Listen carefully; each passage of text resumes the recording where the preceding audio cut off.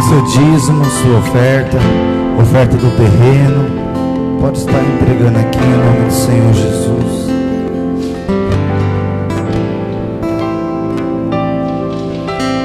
Desde já, nós agradecemos à igreja por ter mantido a obra do Senhor, pelo seu amor, pelo seu cuidado.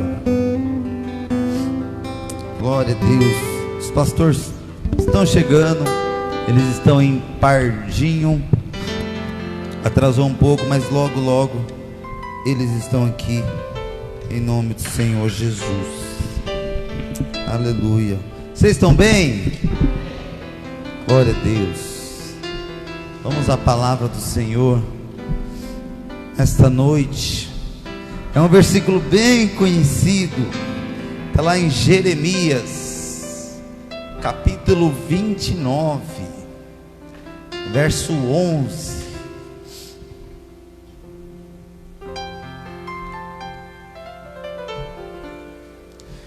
Diz assim: porque sou eu que conheço os planos que tenho para vocês, diz o Senhor, planos de fazê-lo prosperar e não de lhe causar danos, planos de dar-lhe esperança e um futuro. Então vocês clamarão a mim, virão orar a mim e eu os ouvirei. Vocês me procurarão e me acharão quando me procurarem de todo o coração. Amém? Quem já ouviu esse versículo, fala amém. Feche seus olhos por um momento, vamos orar ao Senhor. Pai amado, nessa noite, Pai amado, que nós saímos dos nossos lares para estar aqui, para ser alimentados pela sua palavra, Senhor. O Espírito Santo vem falar em nossos corações, ó Pai. Nós repreendemos todas as distrações, ó Pai, que possamos focar somente na tua palavra, Senhor. O Espírito Santo venha trazer um ambiente, ó Pai amado, de adoração, um ambiente, ó Pai amado, da tua unção, da tua presença neste lugar, ó Pai. O Espírito Santo, porque quando tem a sua presença, o Senhor consola, o Senhor confronta, o Senhor anima, o Senhor traz esperança, o Senhor muda, ó Pai. O Espírito Santo, nós precisamos de Ti nesta noite, Senhor. Que a tua palavra possa ser realmente a espada para penetrar em nossos corações, ó Pai. E se for preciso mudar alguma coisa, a gente muda. Se for preciso crescer, a gente cresce. Mas, Senhor, nós queremos ser confrontados e amados pela sua palavra, porque o Senhor é o nosso Pai, e o Senhor sabe o que nós precisamos, em nome do Senhor Jesus. Amém. Aleluia. Hoje eu estou cegado, que eu tenho tempo. O Morato ministrou rapidinho que a oferta tem um tempo, então eu estou sossegado. Amados, esse versículo, ele é muito conhecido, é um dos versículos que mais se prega, e coincidentemente eu nunca preguei ele, mas ele é muito pregado, porque ele é muito belo.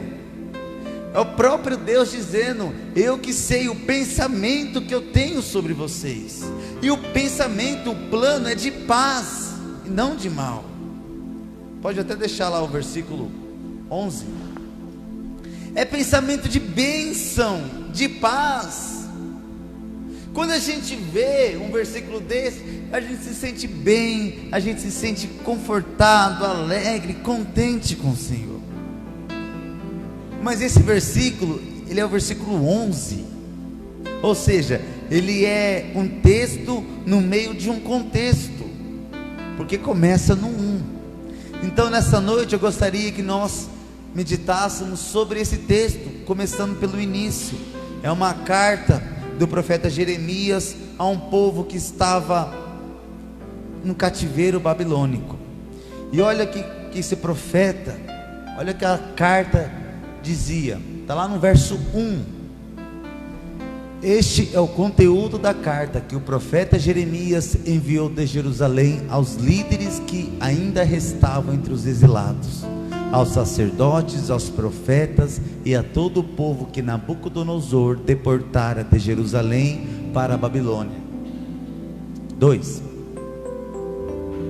Isso aconteceu depois que o rei Joaquim e a rainha mãe, os oficiais do palácio real, os líderes de Judá e Jerusalém, os artesãos e os artífices foram sido deportados de Jerusalém para a Babilônia.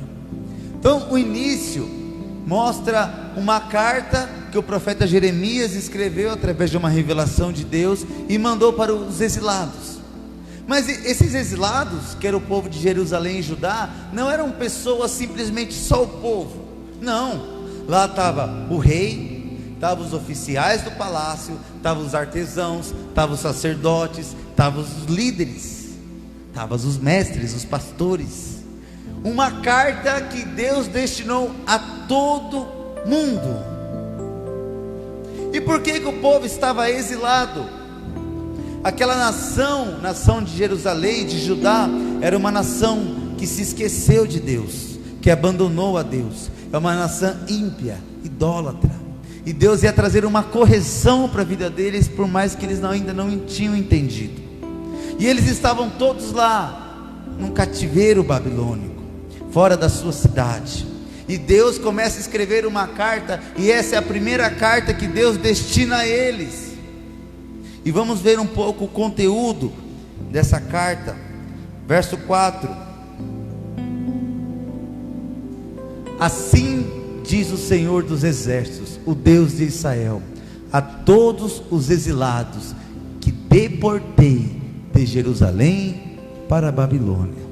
Aqui começa a ficar meio confusa a coisa, porque o povo estava sofrendo nas mãos de Nabucodonosor, nas mãos do Império Babilônico.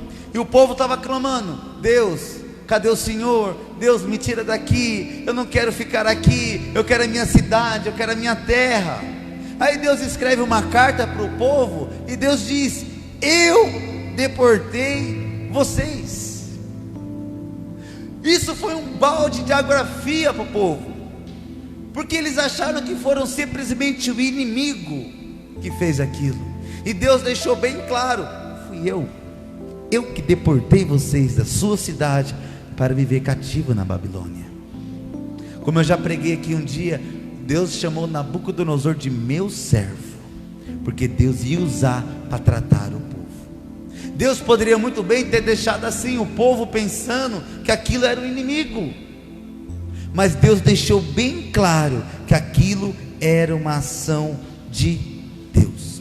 Olha o próximo versículo, versículo 5. E Deus continua o texto dizendo: construam casas e habitem nelas, plantem jardins e comam dos seus frutos. O povo chegou lá, o povo estava cativo, estava sofrendo, e o povo paralisou completamente. E Deus chega e fala: gente, é para vocês plantar, é para vocês construir casas. Em outras palavras, gente, eu sei que vocês estão sofrendo, mas vocês precisam continuar. Às vezes tem situações que vêm na nossa vida e dá vontade de a gente parar e abandonar o cativeiro da nossa vida, a tristeza, algo que nos deixa tristes, amargurados, algo que a gente pergunta a Deus: cadê o Senhor? Deus, por que está acontecendo isso comigo? E às vezes tem um silêncio de Deus. E quando vem as palavras do Senhor, Deus diz: gente, a vida continua. Como diz aquela canção: quem mandou você parar? Quem mandou você largar a rede? E muitas vezes Deus faz isso conosco. Continua. Deus, mas não está fácil. Continua, não para. Em outras palavras, sabe o que Deus está dizendo? Confia em mim.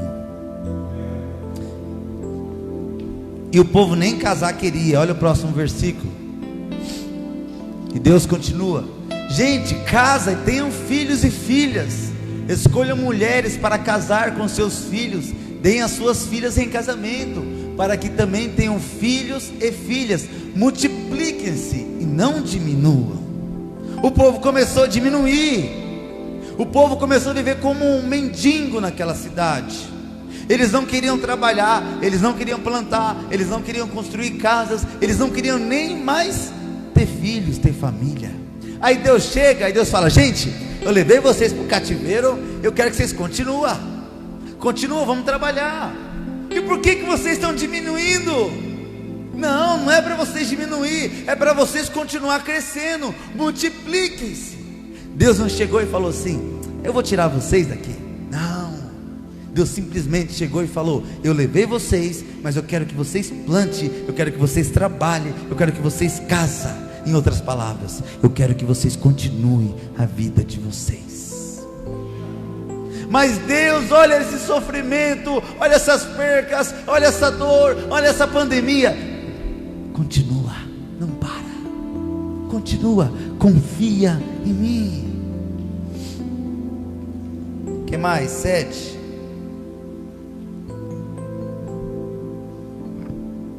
Próximo. Busquem a prosperidade da cidade para a qual eu os deportei. De novo Deus falando que foi Deus que deportou.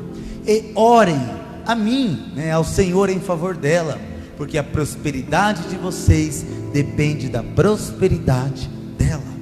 E o povo estava lá, e o povo falou: eu não vou trabalhar, não vou.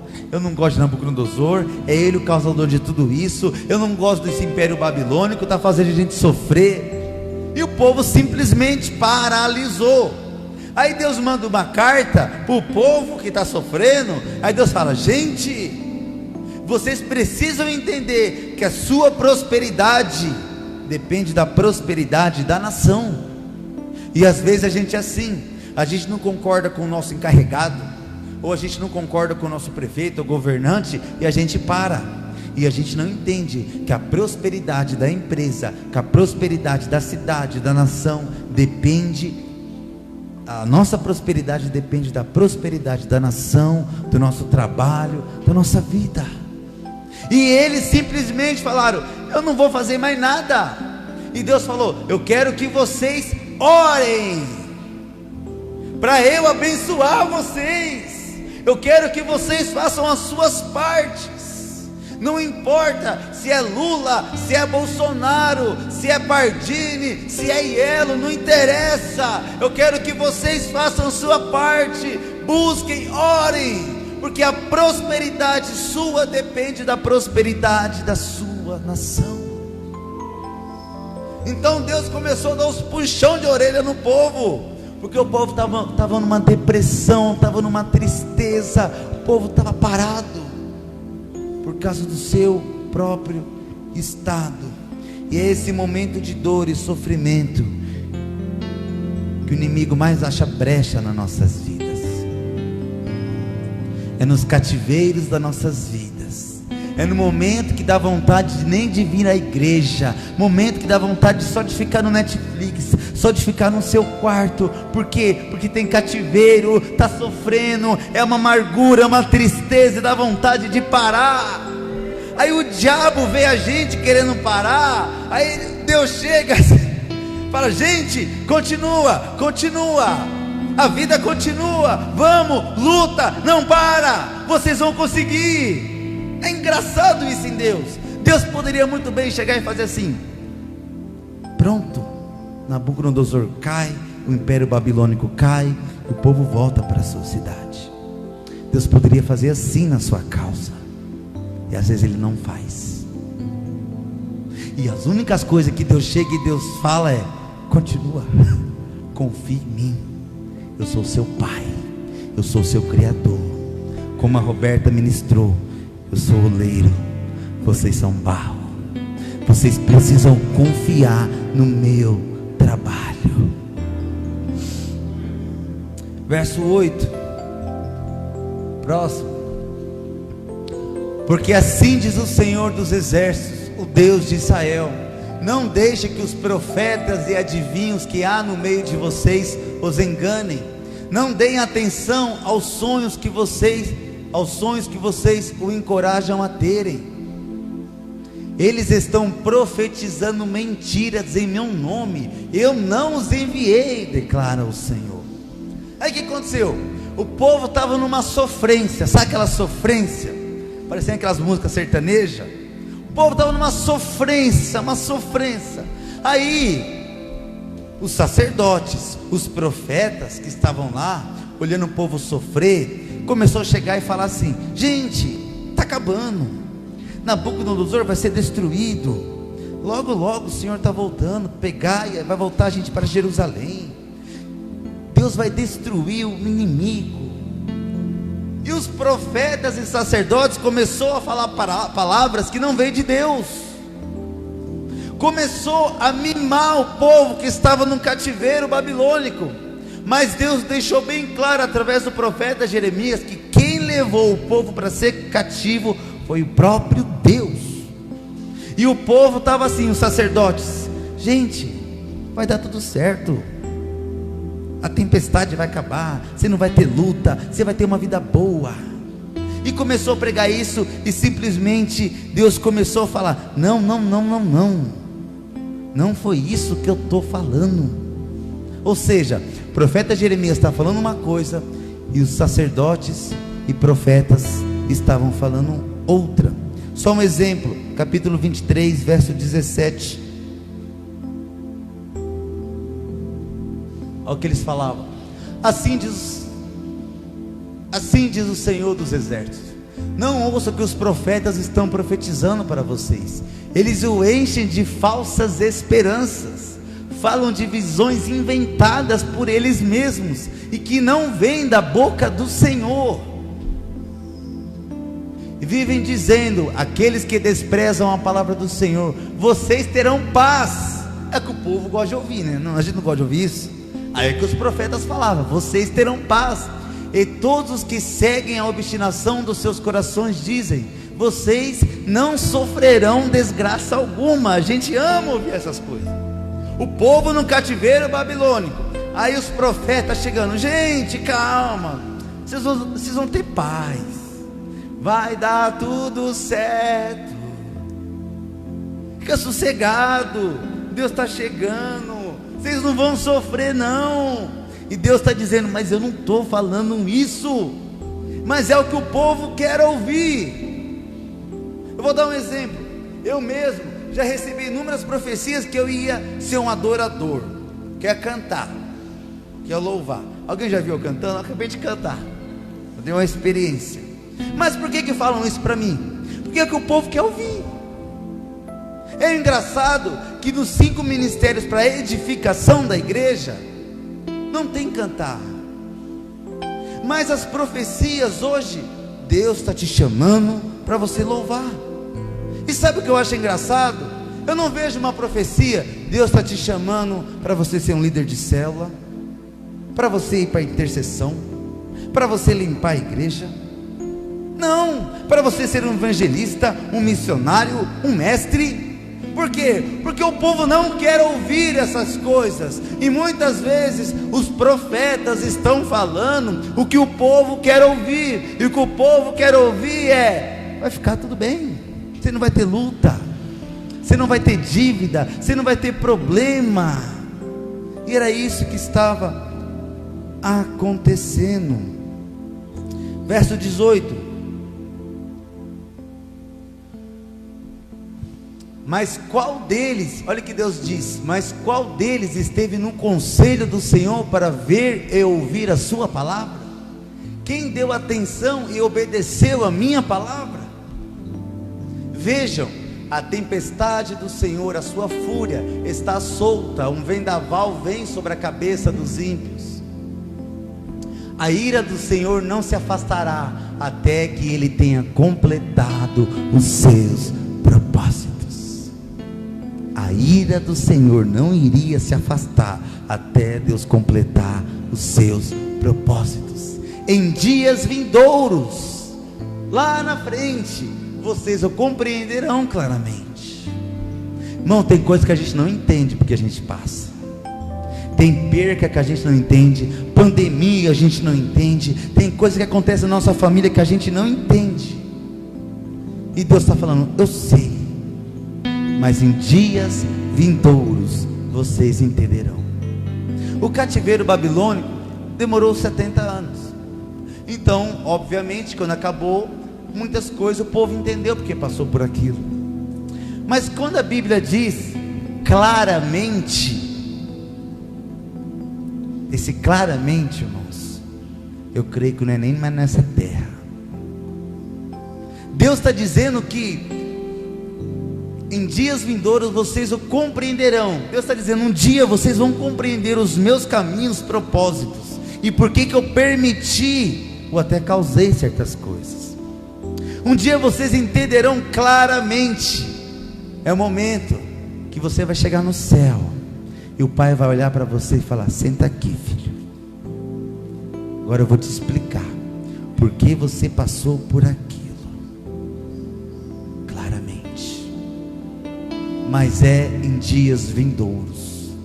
Ou seja, hoje a nossa única função é confiar no Pai. 21.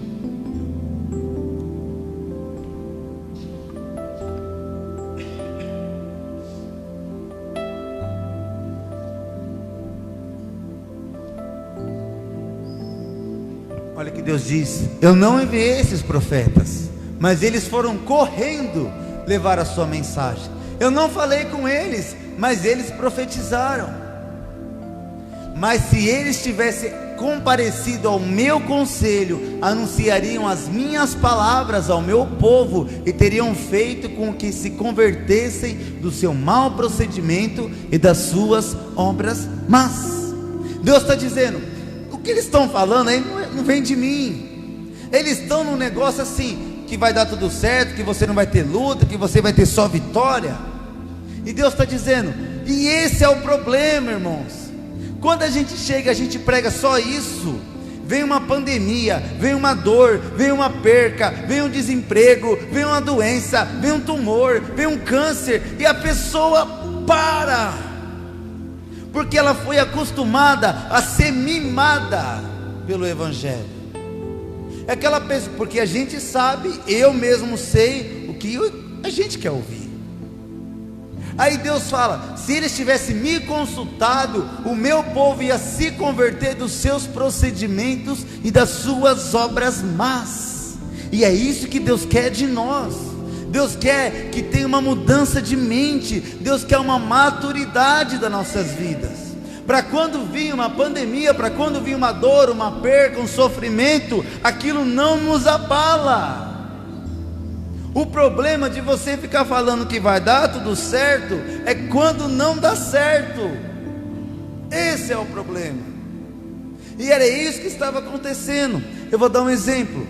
Toda sexta-feira aqui a gente tinha campanha de libertação, e o povo vinha, a gente colocava a mão, o demônio saía. Aí na outra sexta-feira a mesma pessoa vinha, a gente colocava a mão, o demônio saía. Na outra sexta-feira a mesma coisa, e não mudava, era um ciclo. Por quê? Porque a pessoa vinha para a igreja, o demônio saía, mas ela não mudava. Ela simplesmente, ela dava as mesmas brechas na semana. Passava a semana, ela dava as mesmas brechas, ela não mudou, porque ela não foi confrontada com o Evangelho. O Evangelho não apresentou a mensagem da cruz, não apresentou o negar-se a si mesmo. O Evangelho apresentou: vem que você vai ter, vem que eu vou tirar de você o que não presta, vem que eu vou pôr em você o que você não tem. E a pessoa, ela se acostuma com isso, e isso é um perigo, porque se ela não mudar de mente, ela não amadurece, ela não se torna um filho legítimo do Pai, que está com o Pai independente do que está passando. E virava um ciclo. A gente pode ver com Jesus, o foco do ministério de Jesus nunca foi expulsar demônio. O foco do ministério de Jesus foi confrontar. Ele tratou os discípulos, ele confrontava a multidão. As primeiras palavras é: arrependam-se. Ou como eu gosto de João Batista, ele chegava no povo e dizia: sua raça de víboras, suas cobras, vocês precisam se arrepender. Aí muitos diziam: nossa, Jesus, dura essas palavras, quem pode suportar? Porque o Evangelho precisa mudar o nosso procedimento e as nossas obras más. E quando a gente vem para a igreja e fica: as portas vão se abrir, e a tempestade vai passar, e eu não vou sofrer, e minha vitória vai chegar. Muda, irmãos. E E os profetas começaram a reunir o povo e falou: gente, está acabando esse sofrimento de vocês aí.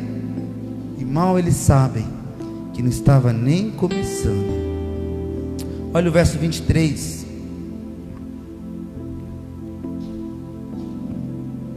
Sou eu apenas um Deus de perto? Pergunta o Senhor, e não também um Deus de longe? O que é isso? O próprio Deus está dizendo: não sou eu um Deus de perto.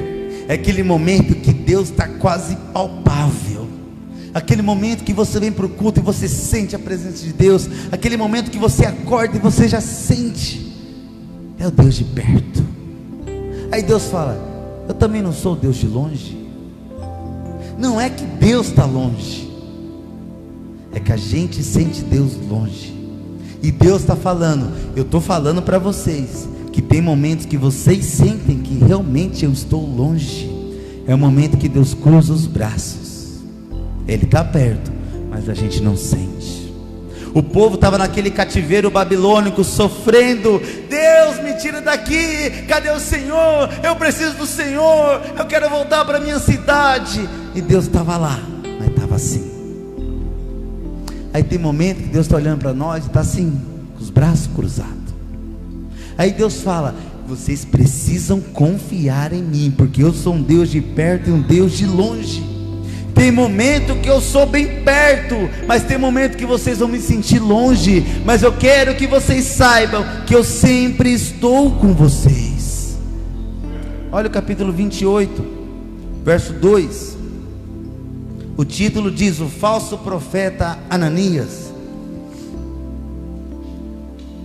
Capítulo 28, verso 2.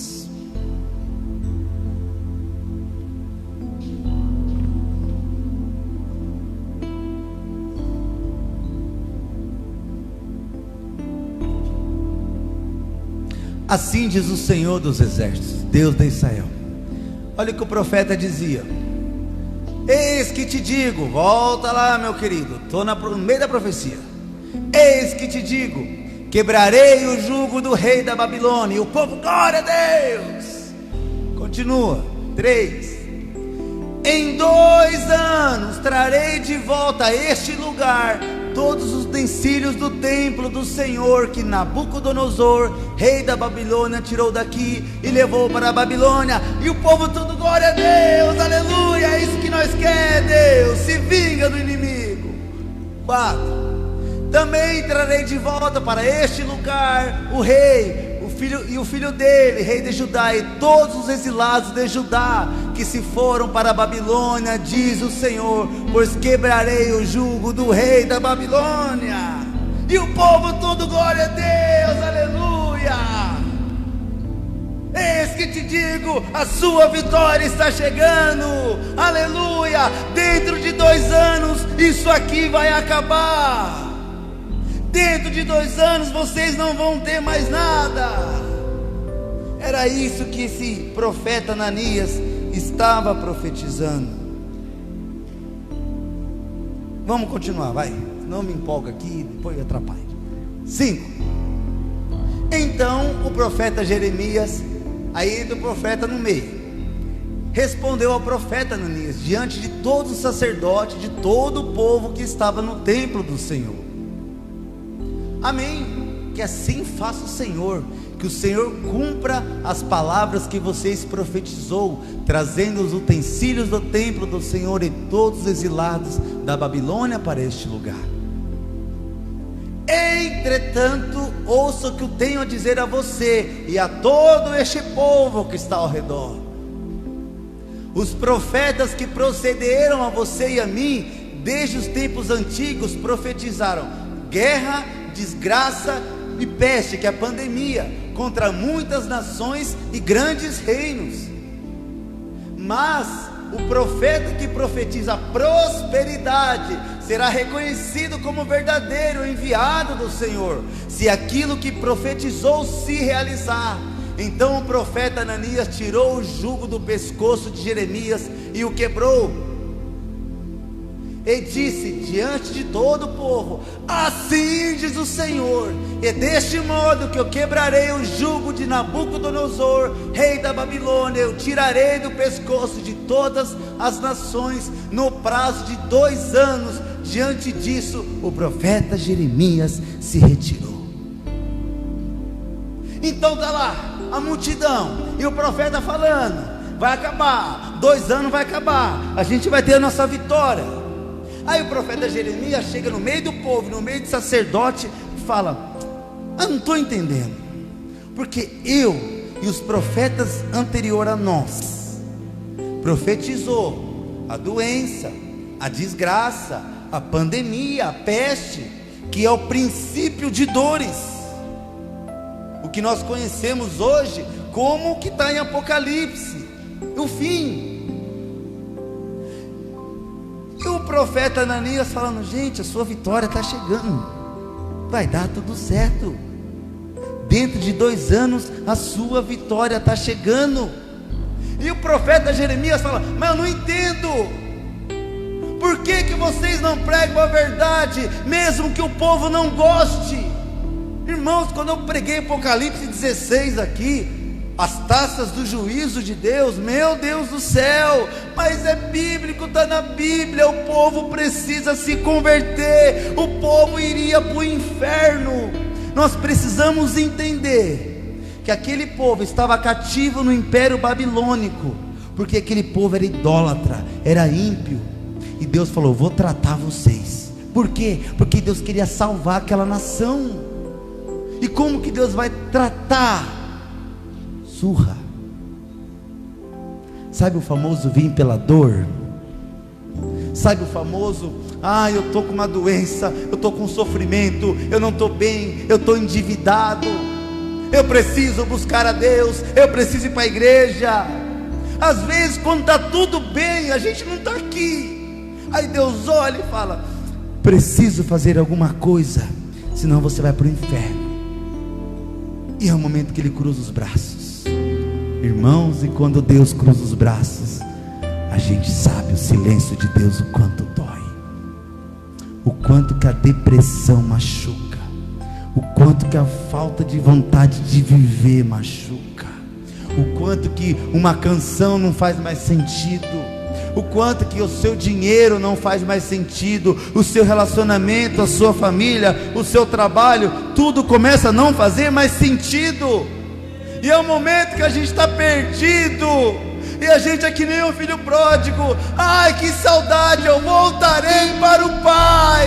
E é um momento de dor, é o momento que o Pai olha e fala: eu vou ter que dar uma surra em você. E o profeta Jeremias, Deus através do profeta dando uma surra no povo, e outros profetas de engano e amaciando o povo.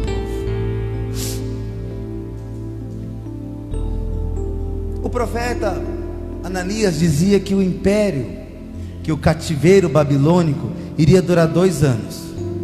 Aí olha que no capítulo anterior o que o profeta Jeremias dizia, 29:10. Assim diz o Senhor: quando se completarem os 70 anos da Babilônia, eu cumprirei a minha promessa em favor de vocês, de trazê-los de volta para este lugar. Então tinham 2 profetas, uma multidão de exilados. Um dizia: você vai ter vitória, vai dar tudo certo, em 2 anos os utensílios do templo vai voltar, você vai voltar, e 2 anos vai dar tudo certo. E a multidão: glória a Deus, aleluia.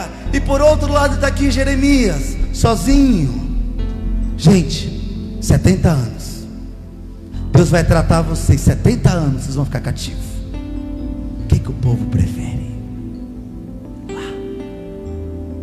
Mas isso aqui é que nos prepara, é isso aqui que nos molda, é isso aqui que a gente amadurece.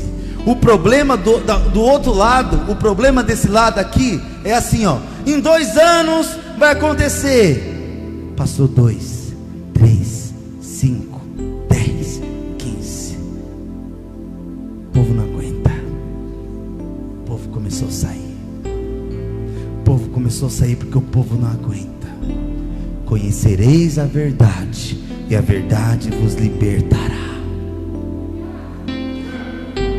Sabe por quê? Porque aqui diz: irmãos, a pandemia não vai atingir você, não vai alcançar você, esse vírus não vai ao seu encontro. Aqui diz: irmãos, está acabando, Jesus está vindo buscar a sua igreja, e Ele diz que haverá dores de parto, princípios de dores. Se prepara, igreja, continua, não para, vamos, a gente vai vencer, vamos. Isso aqui está preparado, irmãos. Nós precisamos ser uma igreja preparada para o que há de vir. Ah, irmãos, quando eu vejo a mãe da Guel, é uma perfeita, parece que não tem um defeito aquela mulher, gente. Parece que é o próprio Deus. Eu abraçava ela, meu Deus do céu. E sabe como que ela está hoje? Ela está no colo do pai, e o pai falando: filha, senta aqui, valeu a pena, né? Sabe o que Deus fala para nós? Confia em mim, confia em mim. Se eu precisar levar, confia em mim. Se atingir você, confia em mim. O que mais ele diz? 28, 3.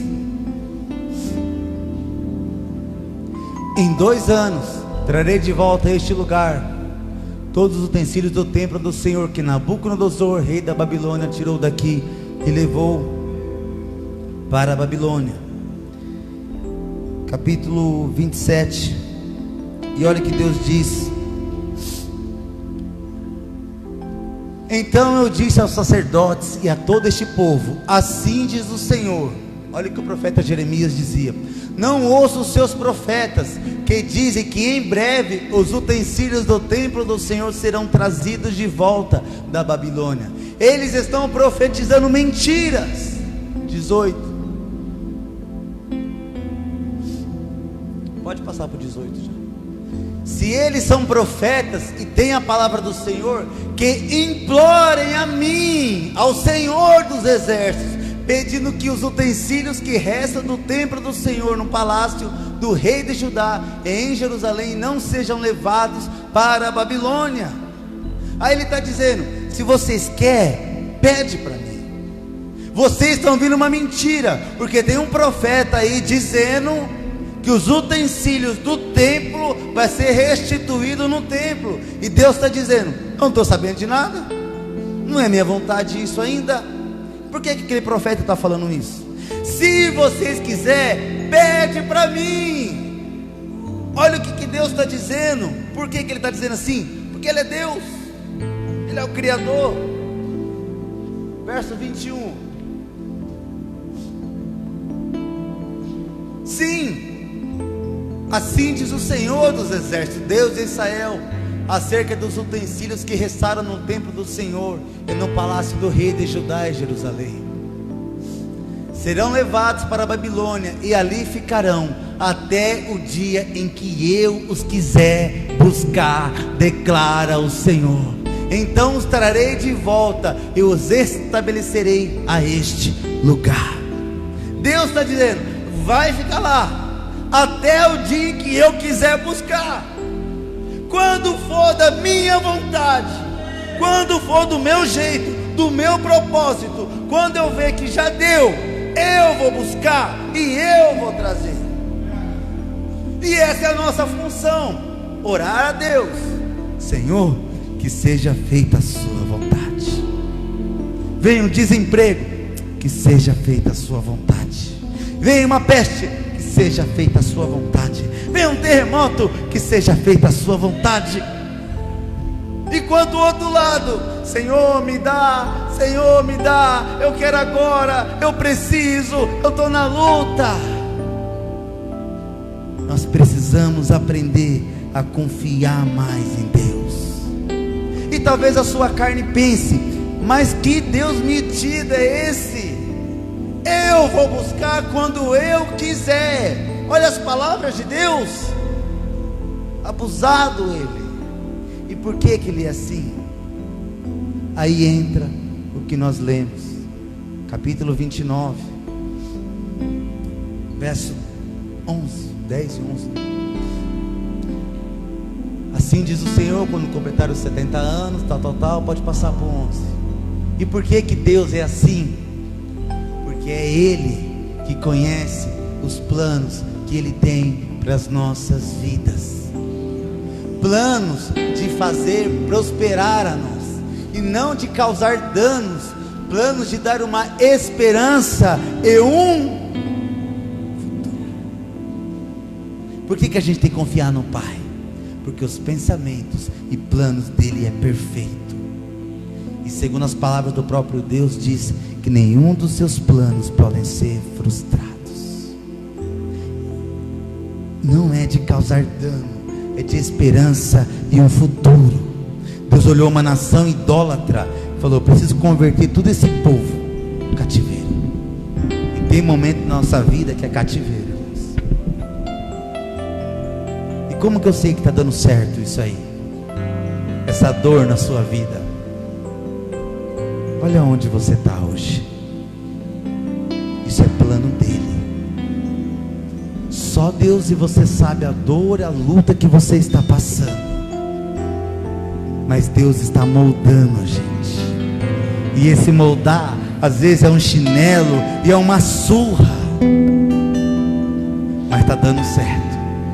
Verso 12: então vocês clamarão a mim. Olha, coisa que o povo não fazia. Mas agora, depois do cativeiro, depois da dor, vocês clamarão a mim, virão orar a mim, e eu os ouvirei. Vocês me procurarão e me acharão, porque agora vocês estão me procurando de todo o coração. Olha a mudança radical da surra de Deus, chamado cativeiro de 70 anos. 14.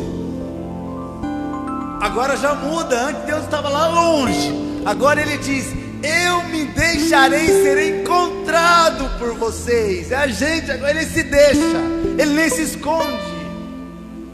Declara o Senhor: eu os trarei de volta do cativeiro, eu os reunirei de todas as nações e de todos os lugares para onde eu os dispersei. Eu os trarei de volta para o lugar de onde eu deportei vocês, diz o Senhor. Olha os planos dele, que louco, irmãos. Primeiro ele vai, ele começa a bater e dispersa. E a gente fica que nem: Deus, cadê? Deus, cadê? Deus, eu estou sofrendo. Deus, me ajuda. E Deus cruza os braços. E a gente fica bravo. Mas o tempo, o cativeiro, muda a gente. Muda. Talvez essa peste dispersou o povo, mas quando acabar a peste, é o momento que Deus vai começar a trazer, porque Ele é o Pai, Ele conhece os seus filhos. Hebreus 12.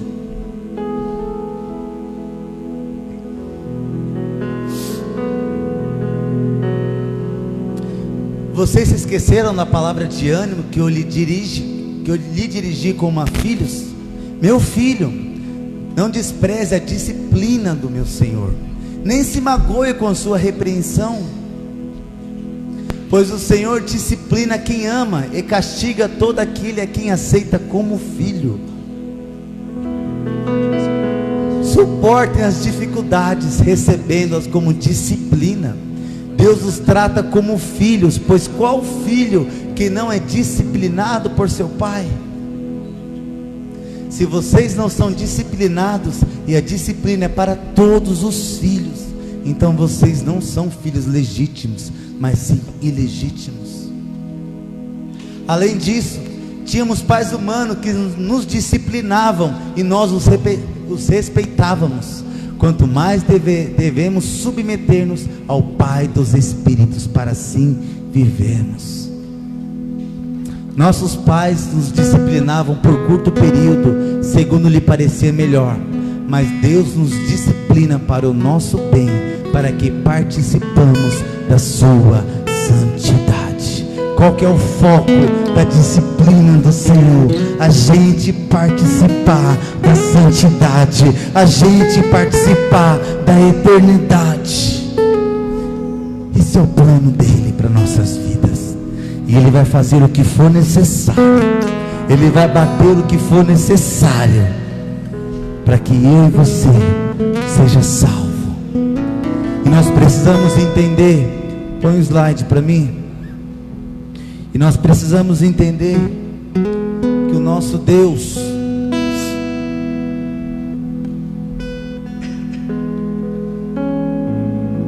nós precisamos entender que Ele continua se movendo entre nós, que Ele continua mudando destinos, que Ele continua operando milagres, que Ele continua transformando nossas vidas, que Ele continua tocando corações, que Ele continua curando multidões, que Ele continua restaurando corações, que Ele continua transformando histórias, que Ele fez um caminho no nosso deserto, que Ele é a luz da nossa escuridão, e que ainda que não vejamos, Ele está trabalhando, Ele continua trabalhando, Ele não se cansa, ainda que não sentimos, Ele está trabalhando, que Ele não para, Ele não para, Ele não cansa. Se coloque de pé nessa noite. Ele está aqui. Eu não sei se para você vai estar de longe ou vai estar de perto, mas Ele está aqui. Senhor, nos trata, faça o que for necessário, mas nos salva. Não deixa a gente ir para o inferno. Nos salva, Deus. Não importa quanto tempo a gente tem que ficar nesse cativeiro,